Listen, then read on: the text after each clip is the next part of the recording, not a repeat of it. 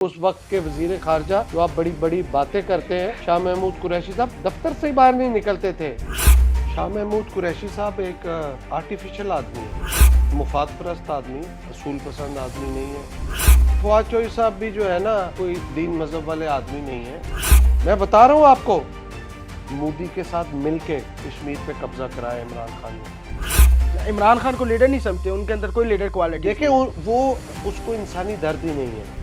जो मुल्क की अपनी असम्बली में बात नहीं कर सकता, वो अक़वाम मुत्तहिदा में बात कर ले तो क्या करेगा।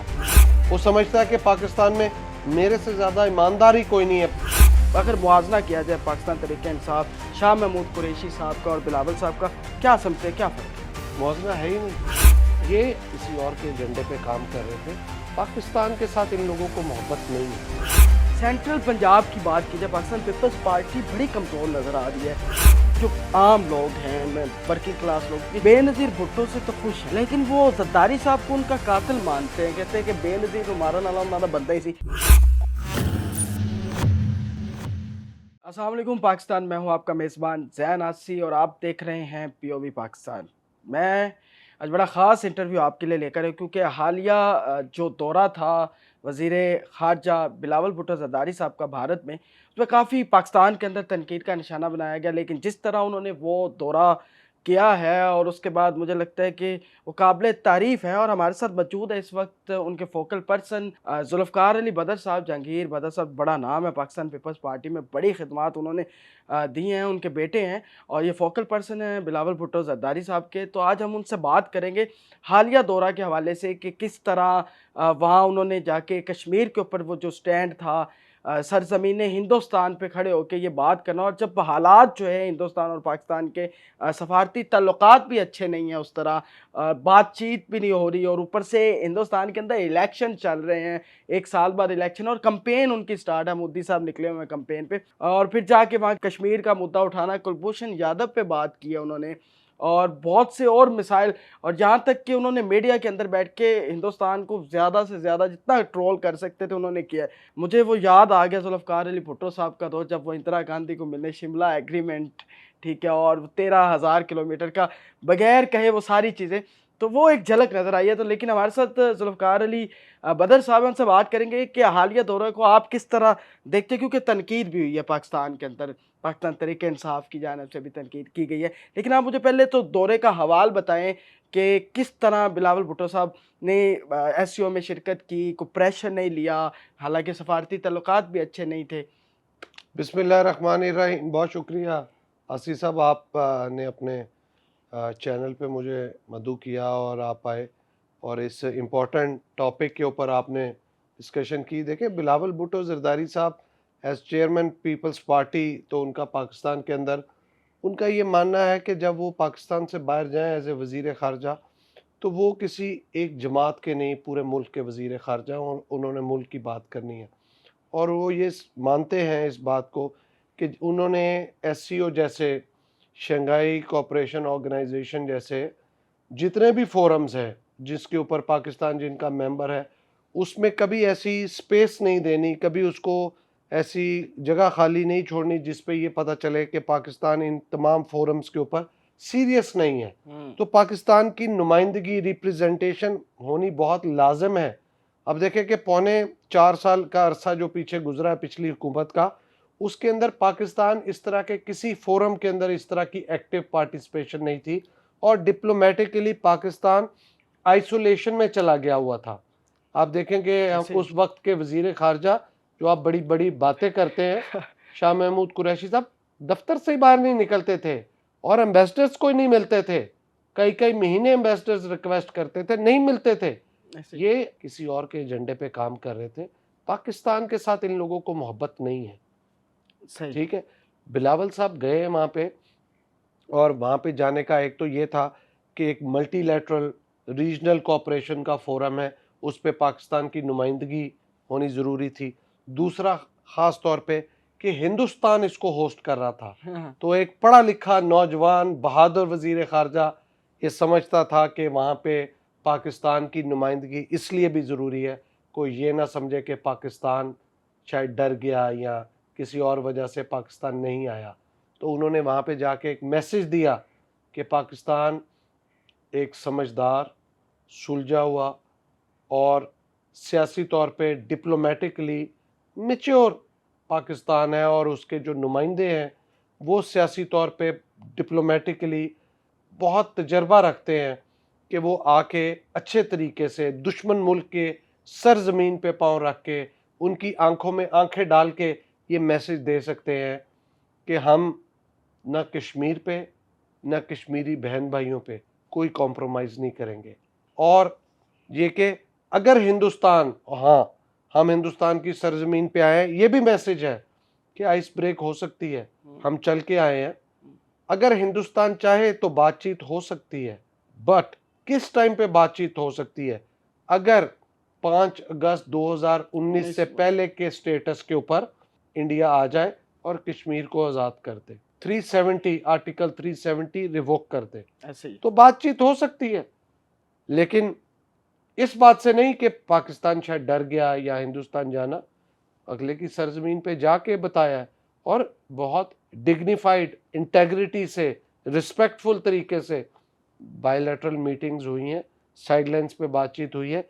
इन फोरम्स की वक़्त ये है, अफादियत ये है कि पाकिस्तान आने वाले टाइम में रशिया, चाइना और बहुत सारे मुल्क, तुर्कमानिस्तान और सेंट्रल एशियन कंट्रीज़ के साथ पाकिस्तान के रिलेशन मज़ीद बेहतर होंगे। इकोनॉमिक रिलेशंस है, ट्रेड के रिलेशंस है, टूरिज़्म के हैं, पीपल टू पीपल इंटरेक्शन है, बिजनेस एकेडेमिया रिलेशनशिप है। तो ये सारे रिलेशन पाकिस्तान ने इन मुल्कों के साथ आज स्टार्ट किए हैं, 2, 4, 5 मुलाकातों में मज़ीद स्ट्रॉन्ग होंगे। और इन फोरम्स के ऊपर जो साइडलाइंस पे बायलैटरल मीटिंग्स होती हैं, उससे भी आपको बहुत फ़ायदा होता है कि आप एक मीटिंग पिछले उस मुल्क में या किसी और जगह करके आए हैं, तो आप वहीं से वो मीटिंग की शुरुआत करते हैं और चीज़ों को फॉलो अप करते हैं, और आपका उन मुल्कों के साथ बायलैटरल रिलेशन बेहतर हो जाता है। तो मैं समझता हूँ बिलावल भुट्टो ज़रदारी साहब को हमें खराज तहसीन पेश करना चाहिए कि उन्होंने बहादुरी के साथ, बुर्दबारी, समझदारी के साथ हिंदुस्तान गए और ये फ़ैसला लिया, और इस बात पे भी मुबारकबाद के मुस्तहिक हैं कि उन्होंने कश्मीर का मुकदमा और कश्मीरियों के हक़ के लिए आवाज़ उठाई, प्लेबिसाइट के लिए आवाज़ उठाई, यूनाइटेड नेशंस की जो सारी करारदादें हैं, रेजोल्यूशंस हैं, उसके बारे में बात की, और इंडिया के यूनिलैटरल एक्शन को जो है कंडेम किया, और बायलैटरल रिलेशन को भी तकवीत देने के लिए उन्होंने कहा कि अगर बायलैटरल रिलेशन मजबूत करने हैं तो इसके ऊपर पाकिस्तान तैयार है, लेकिन इंडिया को अपने 5 अगस्त 2019 के वो जो कश्मीर के ऊपर उन्होंने एक आर्टिकल उसको रिवोक करना पड़ेगा। तो ये एक ओवरऑल मैसेज बिलावल भुट्टो ज़रदारी साहब को मुबारकबाद के मुस्तहिक है, और खराज तहसीन भी पेश करें कि पाकिस्तान का ओवरऑल देखा जाए इमेज, पाकिस्तान उनके जाने से पाकिस्तान का नाम रोशन हुआ है, और पाकिस्तान को दुनिया में अहमियत मिली है, पिज़राई मिली है, और पाकिस्तान को दुनिया ने सराहा है बिल्कुल इस फैसले को। बिल्कुल बदर साहब बता रहे थे कि नाना के नक्शे कदम पे चलते हुए तब भी हालात ऐसे ही थे, 1971 वॉर से निकले थे और भुट्टो साहब ने दौरा किया था हिंदुस्तान का, इसी तरह ही एक प्रेशर के साथ वज़ीर ख़ारजा बिलावल भुट्टो साहब, मुझे वो सारी चीज़ें काश मैं तो नहीं था, मेरे बड़े थे, लेकिन उनसे सुना है, पढ़ा भी है किस तरह ज़ुल्फ़िकार अली भुट्टो साहब ने वो 93,000 के करीब जो फ़ौजी उनकी कैद में थे वो वापस लेकर आए, और रकबा जो है वो भी वापस लिया। शिमला एग्रीमेंट बहुत ही पॉपुलर एग्रीमेंट है। उसके बाद जिस तरह आप बता रहे हैं कि एशियाई कंट्रीज़ के साथ, वेस्ट एशिया वाले से सेंट्रल एशिया, हाँ जी। सेंट्रल एशिया भी, तमाम जितने भी थे ममालिक, उनके साथ भी तल्लुकात ज़ुल्फ़िकार अली भुट्टो साहब ने बेहतर बनाए। सेम उसी तरह बिलावल साहब कर रहे हैं। लेकिन मैं यहाँ बात करना चाहूँगा कि आप अगर मुवाज़ना किया जाए पाकिस्तान तहरीक-ए-इंसाफ, शाह महमूद कुरैशी साहब का और बिलावल साहब का, क्या समझते हैं, क्या फ़र्क है? मुआवजा है ही नहीं। शाह महमूद कुरैशी साहब एक आर्टिफिशियल आदमी है। पीपल्स पार्टी में रहे आप तो बेहतर हाँ, उससे जानते पहले नून लीग में थे, फिर पीटीआई में चले गए, और मुफाद परस्त आदमी है, और उनका अपना एक वतीरा है, एक दुकानदारी उन्होंने चलानी होती है, तो वो चला रहे हैं। असूल पसंद आदमी नहीं है, मेरी नज़र में तो नहीं है। इसमें कितनी सच्चाई है? वाक़ई उन्होंने अमेरिकन से कहा था मुझे वज़ीर-ए-आज़म बनाएँ। ज़रदारी साहब ने उनको जो है वो कोशिश की थी इन्होंने, उस टाइम पे इन्होंने पीपल्स पार्टी क्यों छोड़ी आपको पता है? छोड़ी या क्योंकि निकाला गया? पहले तो ये नहीं, क्लियर नहीं, छोड़ दी खुद छोड़ दी इनको। थी हाँ, खुद ही जरदारी छोड़ी साहब इन्होंने। ने, नहीं इनको नहीं नहीं, फारिग किया था? इनसे वजारत खारजा लेके तमाम वज़रा की वजारतों के कलमदान चेंज हुए थे। अच्छा। तो इनसे वजारत खारजा लेके इनको पानी और बिजली की वजारत दे दी गई थी। तो इन्होंने उस टाइम पे जिद की कि मैं जी पानी जी। और बिजली का वजीर नहीं बनूंगा। अच्छा। पार्टियों में तो जो वजारत किसी को दी जाए आपको लब्बैक कहना चाहिए। हम्म आपने कोई ठेका तो नहीं लिया होता कि आपने एक ही हम्म। कलमदान रखना है। तो उस टाइम पे इन्होंने फिर पार्टी लीडरशिप से इख्तलाफ राय रख के फिर ये बाद में छोड़ के चले गए थे। अमेरिकन को कहा था इन्होंने? इन्होंने कहा होगा मेरे क्योंकि आई ये मीन जरदारी साहब, बल्कि बिलावल साहब असेंबली में बाकायदा ये कह चुके हैं देखिए बिलावल साहब ने कहा है उनके पास बिल्कुल इंफॉर्मेशन होगी कि और इनकी उनको पता रिकॉर्डिंग्स होगा निकाल के देख लें। कि इन्होंने, क्योंकि वजीर खारजा थे ना, अब तो वजीर ये आजम बना दे। उस टाइम पे ये यूसुफ रजा गिलानी साहब को गिराना चाहते थे, उनकी जगह लेना चाहते थे। अच्छा। तो ये चूंकि दोनों मुल्तान के हैं तो वो इसलिए ये गिलानी साहब के ऊपर निशाना दाग के बैठे थे कि ये आउट हो और मैं वजीर आजम बन जाऊं। बहरहाल ये कि उनका कोई कंपैरिजन नहीं है। जो वो काम 3.25 साल के अरसे में नहीं कर सके, बिलावल साहब ने 1 साल से कम के अरसे में किया। डिप्लोमेटिक आइसोलेशन को डिप्लोमेटिक इंगेजमेंट में तब्दील किया और फिर तमाम मुल्कों के साथ बायलैटरल रिलेशन बेहतर किए और रीजनल कनेक्टिविटी के हवाले से और दुनिया के मुतअद्दिद इम्पॉर्टेंट फोरम्स में बिलावल भुट्टो जरदारी साहब ने यूनाइटेड नेशन में पीछे जब गए थे तो 80 के करीब टोटल जो है वो मीटिंग्स की, इंगेजमेंट्स की। इसी तरह वर्ल्ड इकोनॉमिक फोरम में की, आसियान में की, काशी में गए और बहुत सारे अभी एससीओ में गए। तो बहुत सारे फोरम्स में वो जाते हैं और इंगेजमेंट करते हैं। इतनी शाह महमूद कुरैशी साहब ने इतनी तगोदो नहीं की क्योंकि उनको जो मिलना था वो मिल चुका था, वो मेहनत अब करने के काबिल नहीं रहे। और दूसरी ये चीज़ है कि पाकिस्तान को शाह महमूद कुरैशी साहब एफएटीएफ से ग्रे लिस्ट से निकाल के वाइट लिस्ट में नहीं ला सके, जीएसपी प्लस का स्टेटस नहीं दिलवा सके। ऐसे जिन मुल्कों ने पाकिस्तान को सपोर्ट किया, जिन्होंने वोट किया एफएटीएफ के अंदर, वो तमाम वो ममालिक हैं। जब बिलावल भुट्टो जरदारी साहब ने उनके साथ डिप्लोमेटिक एंगेजमेंट की, उनको कायल किया, आमादा किया कि पाकिस्तान की सपोर्ट करें, तो उन्होंने वहाँ पे पाकिस्तान के हक में वोट दिया, तो पाकिस्तान ग्रे लिस्ट से बाहर निकला। इसी तरह यूरोपीय यूनियन के अंदर भी जीएसपी प्लस का जो स्टेटस है वो यूरोप के तमाम ममालिक के साथ उन्होंने इंगेजमेंट करके और उनको कायल किया कि आप पाकिस्तान को हेल्प करें, और उन्होंने पाकिस्तान के हक में वोट दिया तो पाकिस्तान को जीएसपी प्लस का स्टेटस मिला। अच्छा, आप क्या समझते हैं, क्योंकि पीपल्स पार्टी के हिस्सा रह चुके हैं शाह महमूद साहब, आप तो उनको करीब से जानते हो, क्या इमरान खान की पार्टी में भी रह के, वहाँ पाकिस्तान तहरीक इंसाफ में रह के, वहाँ भी वजारत उज़्मा के लिए कुछ ऐसी हरकतें करेंगे फ्यूचर में? देखिए मैं आपको बात बताऊं, मैं शाह महमूद कुरैशी साहब की इज्जत करता हूं, अच्छा। मेरा उनसे जाती कोई नहीं है। ये जो सारी बात है मैंने आपको उनके पर्सनल से हट के मैंने उनकी प्रोफेशनल और वर्किंग स्टाइल के ऊपर उनका कंपैरिजन किया है। जाती तौर पे वो बहुत अच्छे आदमी होंगे, मुझे नहीं आइडिया, अच्छा। ठीक है, सही। लेकिन जो चीज़ नज़र आई है प्राइमा फेसाई, मैंने आपको बताया। अगर वो इमरान खान साहब के ऊपर नज़र दाग के बैठे हुए हैं तो आप फिर समझ लें कि असूल पसंद आदमी नहीं है। तो इसी बात के ऊपर मैंने उनको कहा कि अगर उनका असूल होता तो वो कॉम्प्रोमाइज़ करते, पार्टी जो उनको पोर्टफोलियो दे रही थी वो पोर्टफोलियो लेते। उन्होंने अपनी ज़ात को पहले रखा, ना कि पार्टी को पहले रखा। यहाँ पे लोग पार्टियों के लिए बहुत कुर्बानियाँ भी देते हैं और कुर्बानी देनी भी चाहिए। अच्छा जुल्फ़िकार साहब, फवाद चौधरी साहब ने ट्वीट किया था बिलावल भुट्टो ज़रदारी के दौरे के हवाले से, मज़म्मत की थी, मोदी का यार तक कह दिया, कश्मीर का सौदागर तक पाकिस्तान तहरीक इंसाफ फ़ारूक हबीब साहब का ट्वीट था। इस तरह की ट्रोलिंग की गई है बिलावल भुट्टो साहब के हवाले से, और जिस तरह उन्होंने दौरा किया और वहाँ जाके कश्मीर का मौक़िफ़, कुलभूषण का, फिर आज़ाद कश्मीर का ज़िक्र करना, आप क्या उनको जवाब देना चाहेंगे? जिस तरह फवाद चौधरी साहब और पाकिस्तान तहरीक इंसाफ पूरा मौक़िफ़, हालाँकि उनके दौर में 370 वाला वाक़या हुआ है, और आप इसको किस तरह? देखिए फवाद चौधरी साहब भी जो है ना, कोई दीन मज़हब वाले आदमी नहीं है, हमारे भाई हैं, लेकिन जो उनके मुंह में आता है वो बस बोल देते हैं। उन्होंने जो तनकीद की उनको उन्होंने कभी स्टडी नहीं किया कि उनके अपने लीडर, उनके अपने कायद जिनके वो हवारी हैं, उन्होंने क्या बातचीत की हुई थी। उन्होंने पहले मोदी को ट्वीट किया, मुबारकबाद दी, फिर मोदी को लेटर लिखा कि मैं मिलना चाहता हूँ, ठीक कोई है, जवाब नहीं था। और फिर मोदी को फोन किया, उसने फोन का भी रिप्लाई नहीं किया। ये फवाद चौधरी साहब को शायद याद नहीं है ये बातें, ये आप उनको दिखा दीजिएगा, उनको याद कराइएगा कि ये इमरान खान ने किया, जो उनके सियासी गुरु हैं, उनके लीडर हैं। अगर ये बातें फवाद चौधरी साहब को पता हो कि वो on the floor of the house Imran Khan ने कहा कि इंडिया ने जब 5 अगस्त के बाद कर लिया तो असेंबली में एज ए प्राइम मिनिस्टर खड़े होके इमरान खान ने कहा कि मैं क्या कर सकता हूँ, आप चाहते हैं कि मैं जंग लड़ूं, आप बताएं मैं क्या कर सकता हूँ, मैं तो जंग नहीं करना चाहता।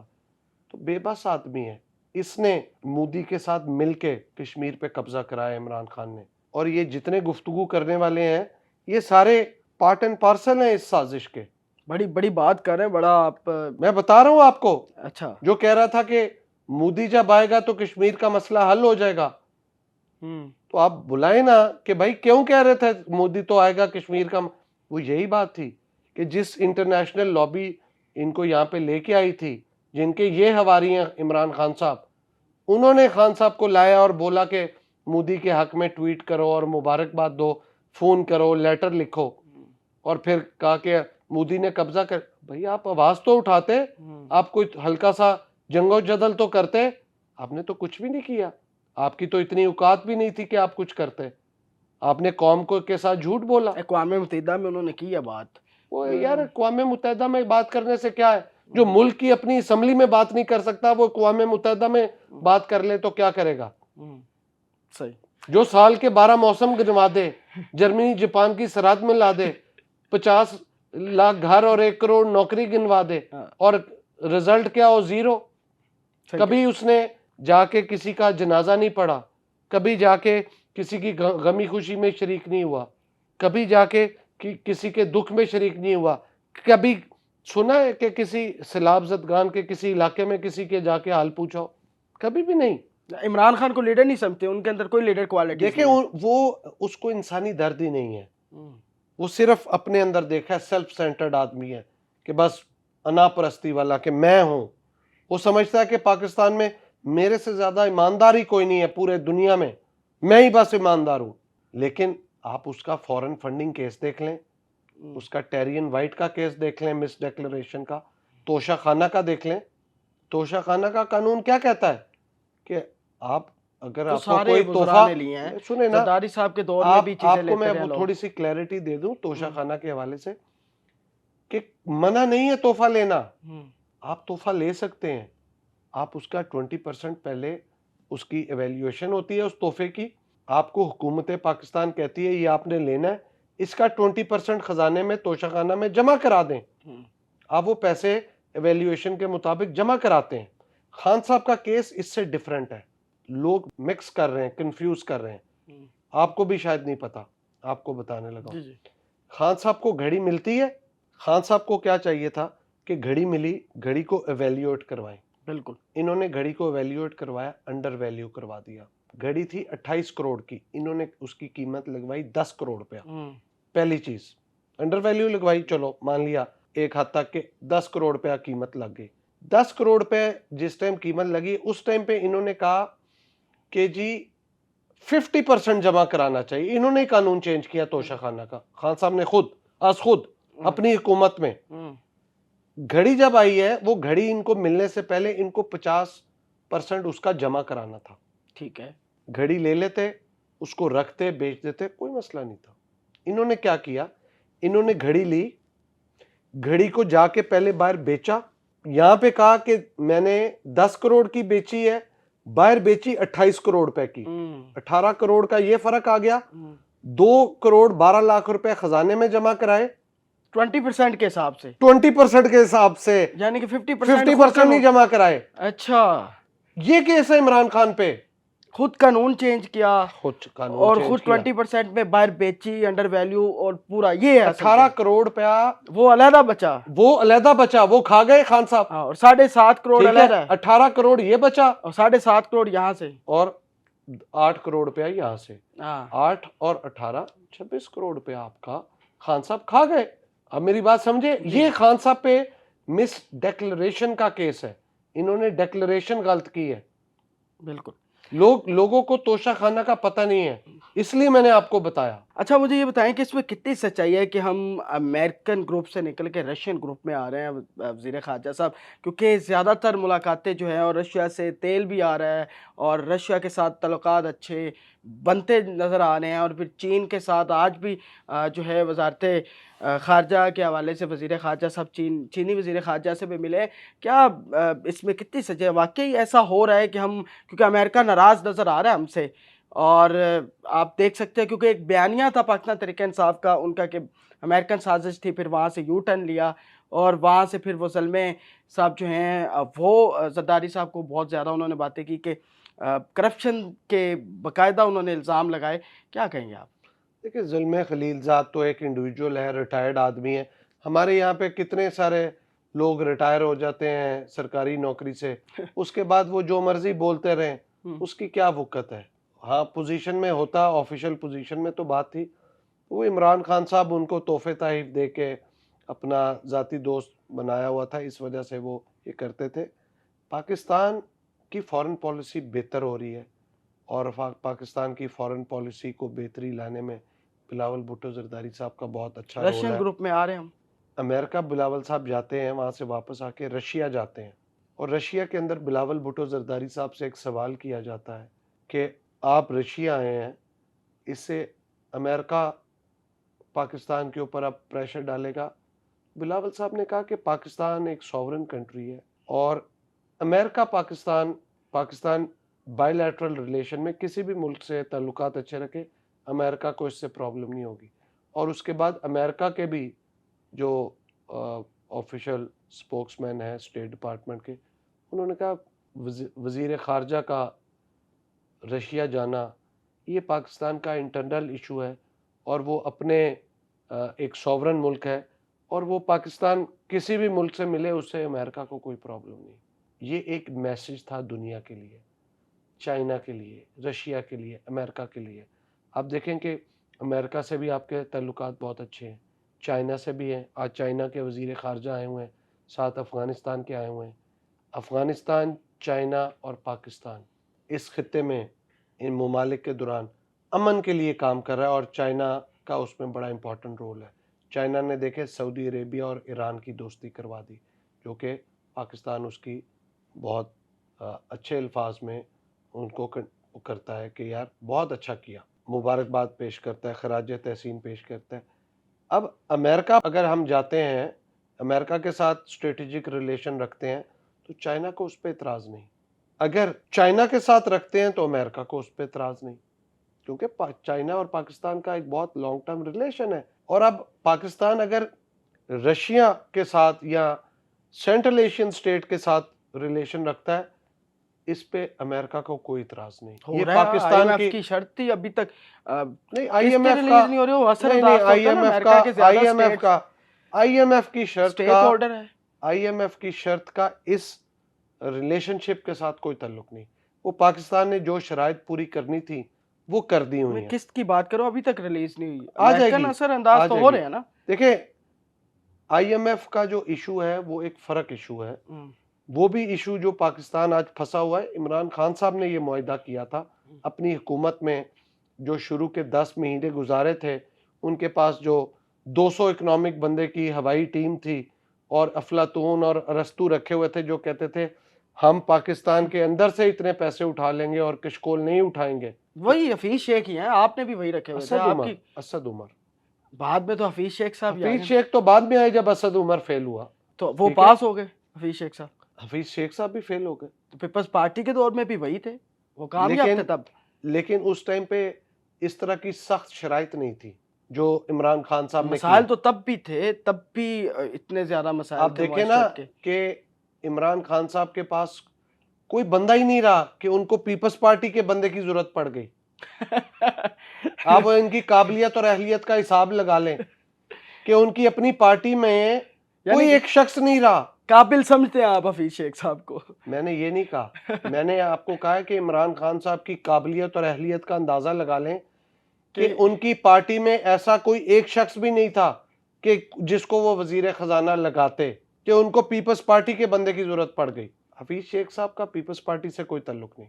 हफीज शेख साहब वक्ती तौर पे आए थे, as a technocrat, as a expert, as a specialist, काम किया, चले गए, पार्टी ने उनको ऑनर किया, सेनेटर बनाया, वजीर बनाया, उनसे काम लिया, लेकिन उनका पीपल्स पार्टी से कोई ताल्लुक नहीं था। इसी तरह फिर उन्होंने शौकत तरीन साहब को बना लिया। शौकत तरीन साहब भी पीपल्स पार्टी के दौर में रहे।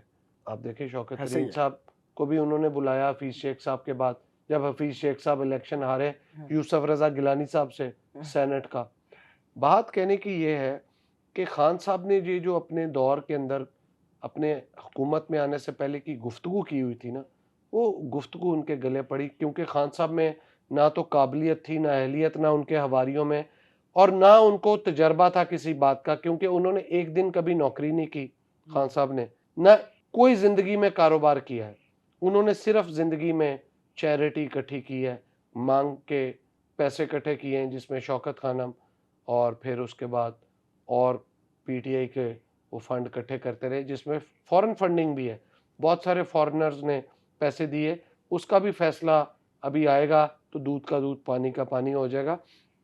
और खान साहब अब देखें कि ज़कात के पैसे निकाल के शौकत खानम के इन्होंने फंड इन्वेस्ट किए और फिर वहाँ से जो पैसे कमाए उसको इस्तेमाल किया। अब आप एक शख्स की बात देखें ना, उस पर खान साहब कहें कि मैंने इस्तेमाल नहीं किए शौकत खानम के सबूत पैसे। है आपके पास? मैं कह रहा हूं कि आप उनको कहें शौकत खानम के पैसे इन्होंने नहीं इन्वेस्ट किए या उसमें से कमाई नहीं की, तो मेरे सामने डिनाइल ले आए। अच्छा, डिनाइल ले आए ना। जी बिल्कुल, बड़ा दावा कर रहे हैं जुल्फ़िकार दावा अली नहीं साहब। कर रहा, हकीकत बयान कर रहा हूं। हकीकत। किसी माई के लाल में ये बात है कि वो कह के इमरान खान साहब ने शौकत खानम के फंड्स को इन्वेस्ट नहीं किया और उससे कमाई नहीं की, मेरे सामने सबूत ले आए कि नहीं की। भी हकीकत में मबनी बात है। बिल्कुल, ज़कात के पैसे इन्वेस्ट करना और उससे कमाना बहुत बड़ी बात है, और आप ये हकीकत बता रहे हैं अकॉर्डिंग टू यू। और इस पे अगर शौकत खानम में तो ज्यादा पैसे आते ही ज़कात के हैं ना। ज़कात के ज़ाहिर सी तो बात है। शौकत खानम में जो पैसे पड़े होंगे, इन्होंने कहीं इन्वेस्ट किए, तो वो ज़कात के पैसे थे, गरीबों पे जो लगाने थे इन्होंने। नहीं, अगर फ्यूचर में कुछ ऐसा होता है कि पाकिस्तान पीपल्स पार्टी पाकिस्तान तरीके इंसाफ के साथ मिलकर गवर्नमेंट बना लेती है, ऐसा मतलब देखिए, चांसेस बात ये है कि पाकिस्तान के अंदर ना हम ऐसी एक फ़ज़ा देखना चाहते हैं जिसमें हम डिलीवरी पे मुकाबला करें। हमारा किसी शख्स से, शख्सियत से कोई ज़ाती प्रॉब्लम यानी नहीं। कि कल को बैठक हो सकती है। मैं आपको कह रहा हूँ ना कि कोई प्रॉब्लम नहीं है। बिलावल भुट्टो जरदारी साहब ने पीछे और इमरान साहब इकट्ठे बैठे हैं। असेंबली के अंदर एक मैसेज दिया। इमरान खान साहब एक पॉलिटिकली ना इमेच्योर आदमी है, इमेच्योर आदमी है, गैर संजीदा शख्स है, और थोड़ा सा इनको सियासत में बड़े होने की जरूरत है। अभी बच्चे हैं, समझ गए। वो बिलावल साहब को बच्चा कहते हैं। और इमरान खान तो 6 दफा पैदा होके आ जाए, बिलावल साहब के करीब भी नहीं है। सियासी तौर पे बिलावल साहब के पीछे हिस्ट्री है। बिल्कुल, भुट्टो साहब की, बीबी शहीद की 100 साल का सियासी तजर्बा है। साथ जाते रहे अदालतों में बिलावल। खान साहब के पीछे क्या है? कुछ नहीं, सिर्फ बीबी के साथ होते थे इनके बच्चे जब अदालतों के चक्कर लगते। खान साहब के पीछे क्या है? सिर्फ रंग रंगीलियां और क्रिकेट, कुछ भी नहीं। और आप उनका माजी देखें। बात यह है कि हमें उनके जाती कामों से कोई मसला नहीं है, लेकिन आप बैकग्राउंड तो देखें ना। कहते 26 साल की स्ट्रगल की, कभी एक दिन की नौकरी की, कभी एक दिन का कारोबार किया। मैं आपके चैनल के जरिए एक बात पूछना चाहूँगा, खान साहब अपने घर का खर्चा कैसे उठाते हैं? जो इनको जमाइमा खान से 350 कनाल का घर मिला हुआ है जहेज में, उसका खर्चा कौन उठाता है?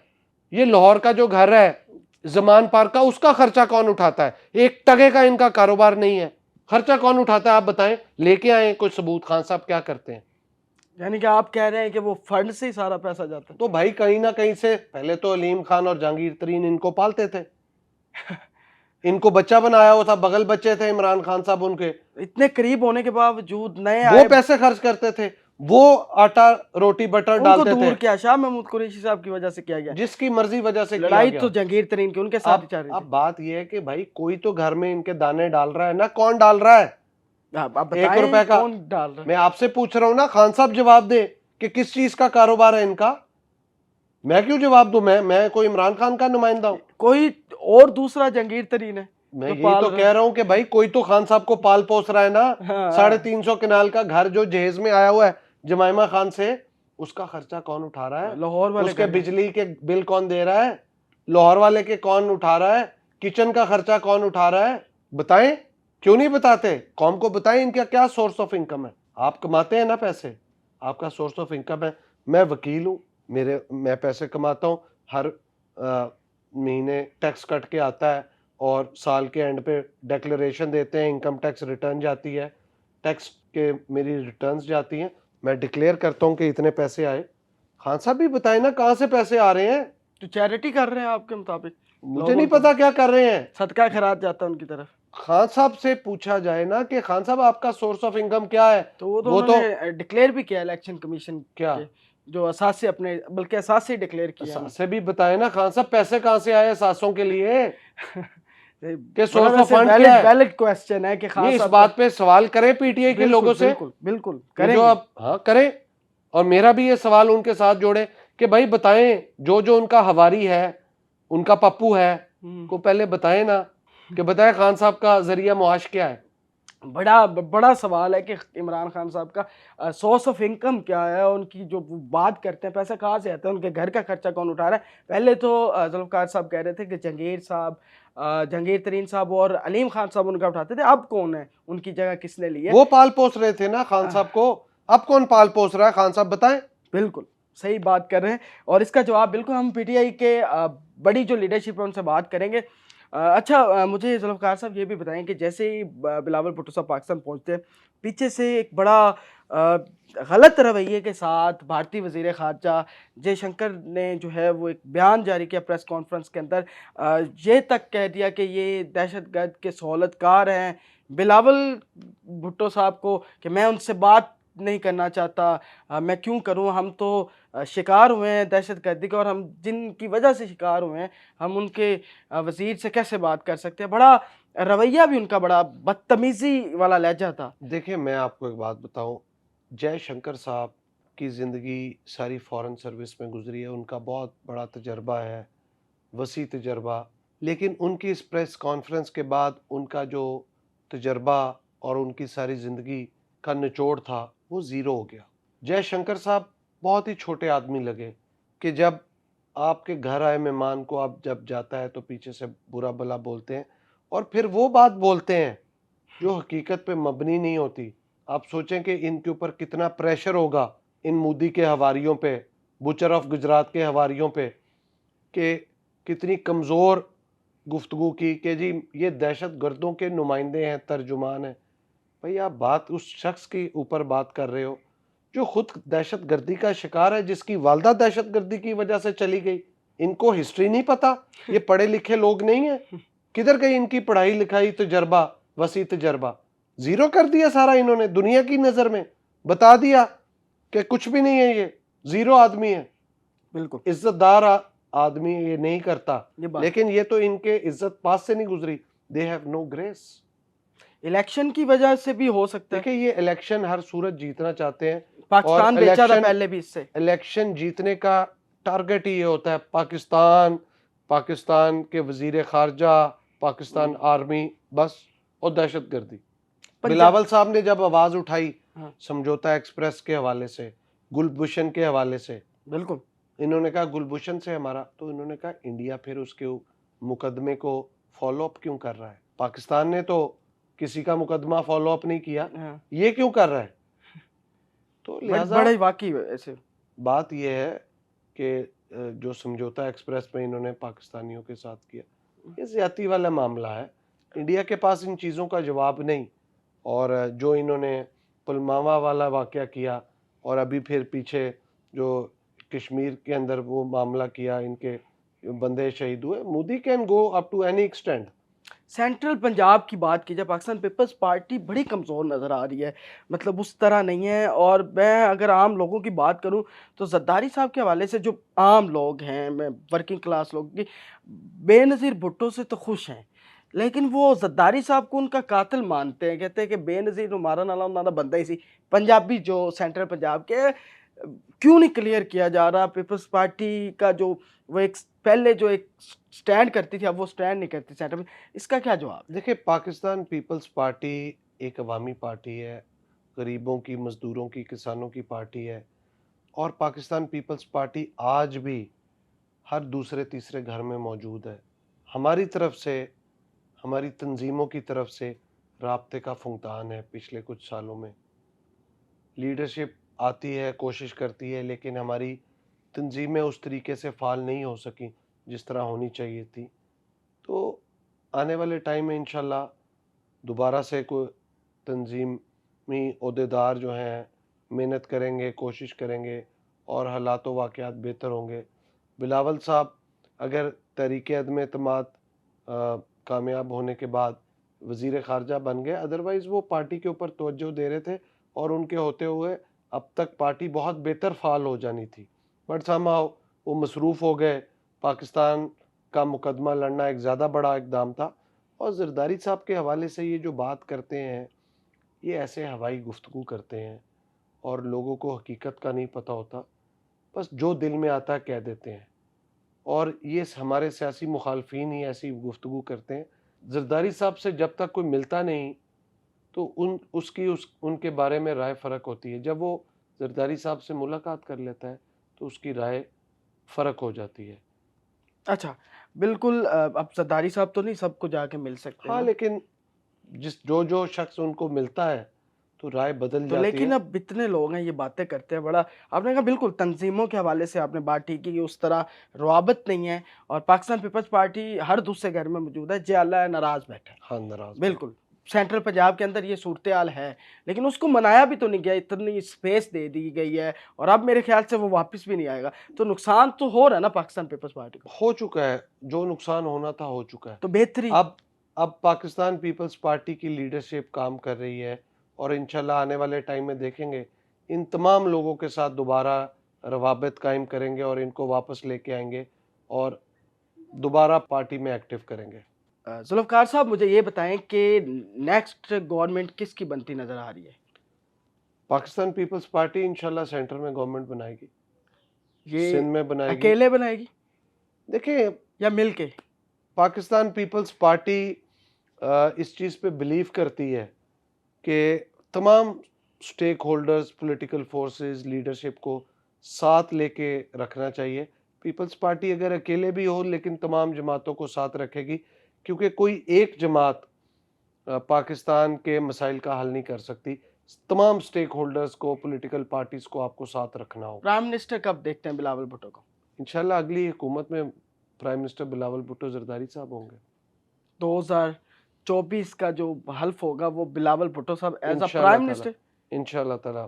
कंफर्म है आपकी तरफ से? हम तो अगर दुआ अगर गो हैं। अगर नहीं होता तो देन देखिए, करना तो मेरे मौला रब की ज़ात ने है, लेकिन इंशाल्लाह ताला आप देखेंगे बिलावल भुट्टो जरदारी साहब ही प्राइम मिनिस्टर बनेंगे। बहुत बड़ा दावा है। बिलावल भुट्टो साहब जो हैं वो अगले प्राइम मिनिस्टर नज़र आ रहे हैं और मैं भी इनके मुताबिक के सारी पार्टियों को लेके चलते हैं। पीपल्स पार्टी मुफाहमत की हमेशा सियासत पाकिस्तान पीपल्स पार्टी ने की है और बिल्कुल ये था आज का हमारा इंटरव्यू। ज़ुल्फ़िकार अली बदर साहब जहांगीर बदर साहब के बेटे हैं और आज मुझे लगा कि जैसे मैं जहांगीर बदर साहब से बात कर रहा हूँ, वही लहजा, वही मतलब जज्बा था और खुल के बात कर रहे थे, कोई दबाव नज़र नहीं आया और बड़ी अच्छी गुफ्तगू की और बड़ी खुल के हमने बात की। फोकल पर्सन है बिलावल भुट्टो ज़रदारी साहब के, वज़ीर ख़ारजा हैं और आगे स्पोक्समैन। स्पोक्स पर्सन हैं उनके और बिलावल भुट्टो ज़रदारी साहब के वज़ीर ख़ज़ाना हैं और उनका भी दौरे की भी हमने बात की और आने वाली जो पॉलिसीज़ थी उनके ऊपर भी हमने बात की और बहुत अच्छा था इंटरव्यू। अगर आपको अच्छा लगा है तो ज़्यादा से ज़्यादा शेयर करें और आप अपनी राय भी दे सकते हैं नीचे कमेंट सेक्शन में जाके। हमारे चैनल को सब्सक्राइब तो आप करते ही हैं और दोबारा जो नए आने वाले व्यूअर्स हैं वो दोबारा सब्सक्राइब कर लें, बेल आइकन के बटन को दबा दें ताकि हर आने वाली वीडियो आप तक सबसे पहले पहुंच सके। अपने मेज़बान ज़ैन आसी को ज़ुल्फ़िकार अली बदर साहब के साथ इजाज़त दीजिए। अल्लाह हाफ़िज़। अल्लाह हाफ़िज़।